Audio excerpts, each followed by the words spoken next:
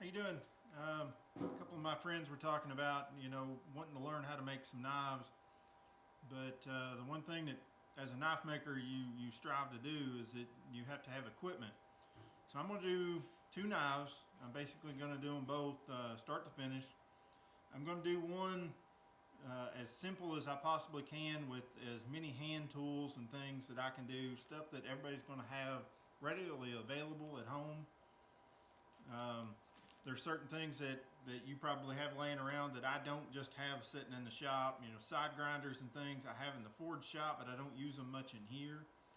But I'm going to show you on how to draw one out, how to lay them out and be able to put them on steel and then cut them out the way I used to actually cut everything out before I started getting bandsaws and things, and how to actually file one out the correct way by draw filing and things. The videos is going to be in a whole lot of different parts, and then I'll try to put it all together so it'll be one big video from start to finish. But I want to break it down so every step somebody's at, then they can go back to that step and watch that video if they get stuck. And then if there's any questions, you can always leave those in the YouTube, and that way I can answer them. The first thing you're going to need to do is draw up a knife that you want to make. Now I've drawn up two that I'm going to show you.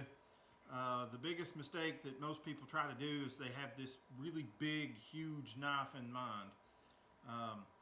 Unless you have the ability to get somewhere to heat treat something, a forge, or you actually have a kindling like I do, or things like that, you don't want to make a big knife. If you make a big knife, you're not going to be able to heat treat it. You're also not going to be able to draw file it very well because you're going to wear out and you're just going to take forever and ever and ever to do it, and you're going to have a lot of ripples in your knife. There's going to be a whole lot of sanding and things like that involved when you have to draw file one out. But basically what I have drawn up here is about a 3-inch blade and things, so I'm going to show you how to get started. You can use whatever steels that you have. I've got two different things here. I got CPM 154. That's one of my favorite stainlesses that I like. It heat treats well, takes a really good hand rub, and you can just pretty much always guarantee that that knife's going to stay sharp pretty well. And then I got another piece of steel that's 1095.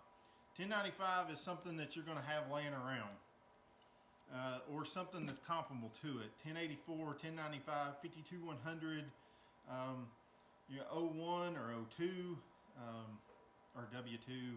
I mean, any of that kind of thing, you're going to be able to heat treat at home with a torch, and I'll show you how to do that later on when we get way down the road.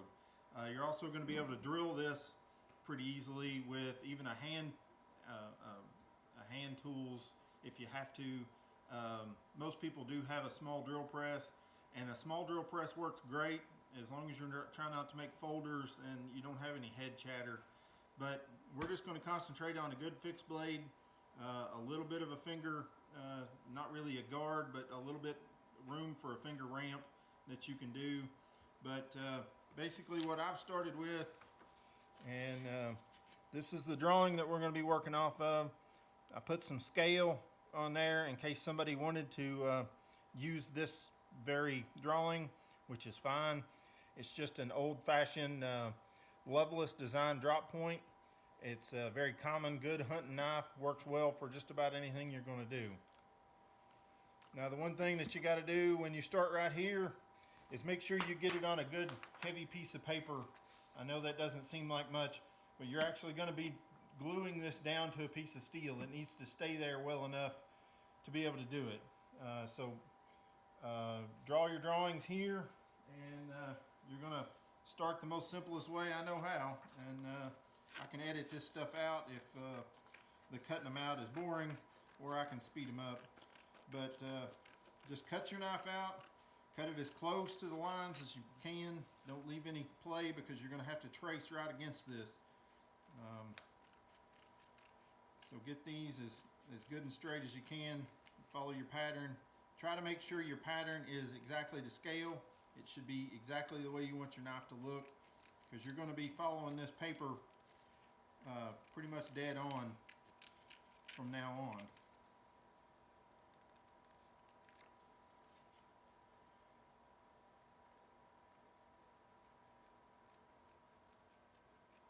this is the one I'm going to put on the 1095.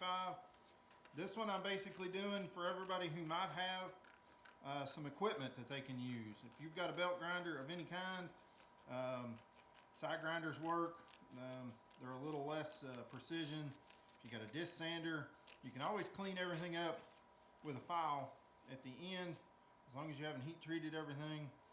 You can always go back and do a whole lots of things with sandpaper. It's not a lot of fun, but that's part of knife making, is sanding everything, and you're going to do tons and tons and tons of it. But this should just get you a good idea on how to get started and what you're going to do. Okay, so I got my two cut out. So now there's two different ways that most people lay these out. Since I go directly to paper a lot of times on my knives, especially when I first start them, I just glue them down direct. I broke the nozzle off my glue yesterday doing a sheath.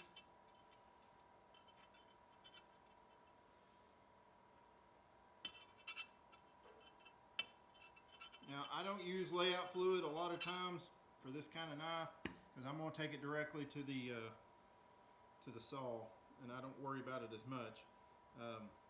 But if you don't have a saw, layout fluid is a good thing to use, and I'll show you what a lot of people do if they don't have any layout fluid just laying around, and that's fine too. I do both.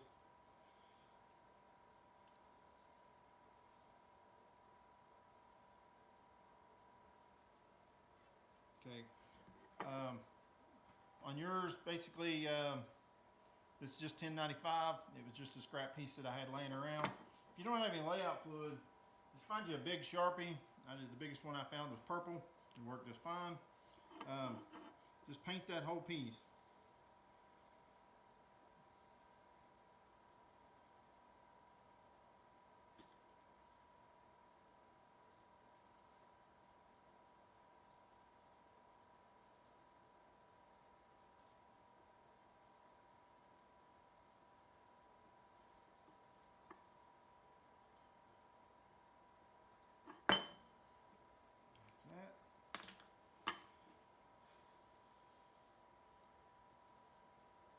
Okay, same thing, you're just going to glue it down.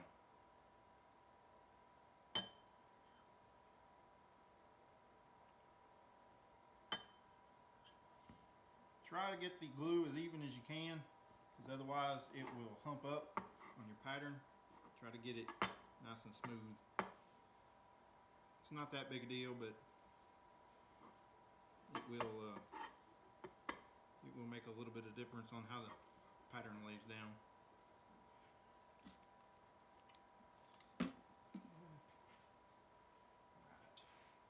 When you get your steel, try to clean it off. I meant to show you that. I just got some Windex here. I cleaned them off before I started.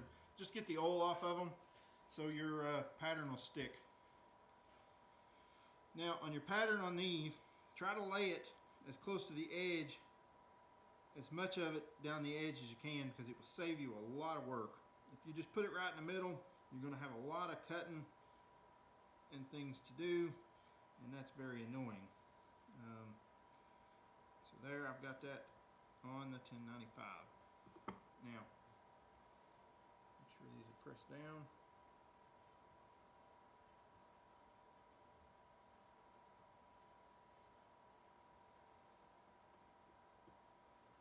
And that's it for step one, and then I'll come back to you as soon as the glue dries and get you started. Okay, well, there's the second part of this. Now that the glue's nice and dry, this thing won't peel off very easily, and this is the reason I said to use a good heavy paper. You can use a straight edge or whatever you want to do. You got something that's kind of curved or French curve, that helps when you're doing this. But basically what I do, you get an X-Acto knife or whatever scribe. I can't use the scribe very well because usually what happens is you hit the paper and it tries to peel the paper. So I usually just get these little disposable knives, and as they're going, I sharpen them or whatever, because I'm a cheap bastard, and these work pretty well. X-Acto knives, I just don't, I don't like how fine that edge is. A lot of times I press too hard and break them. So all you're going to do is, here's your pattern. This is the 1095 one. I'm going to do this one, and then I'll do the second one myself, so you don't have to sit through the video. And then I'm going to go through and show you on how you're going to cut this out, and then I'll show you how I'm going to cut the other one out too. But this is the one that you're going to watch if you're trying to do this at home and don't have a lot of equipment. I'll show you how to kind of shortcut a lot of this stuff. And so basically all you're going to do is you're just going to start on your knife. Like I said, try to stay, when you cut that out with your scissors, you want to try to get that as close to your paper, because even that little bit of surface tension on the edge of that paper will help you stay on the line just a little bit. And try to stay right on it. And this was basically going to be the shape of your knife that you're going to start off of. Now, you can peel the paper off if you want. I usually like to leave that paper on there till after I've got the knife pretty much cut out, and just that way, if I didn't get a good scribed line down on something, I can still kind of see what I'm doing. If you're doing it on a bandsaw, you can kind of follow your line. If you're doing this on a folder, it doesn't work quite as well, because your pivots and things like that can move when you glue things down. So, but we're not worried about folders or anything. We're just going to finish this fixed blade. And then, so now I got this one. I'm going to go ahead and do this one, and then I'll probably already cut it out, and then I'll move over to the next section, and I'll show you on how to get started hogging out some steel, and it'll help you out a whole lot. And then I'll go through maybe some of the tools that you can use to do some of this stuff with. All right, and I'll see you in a few.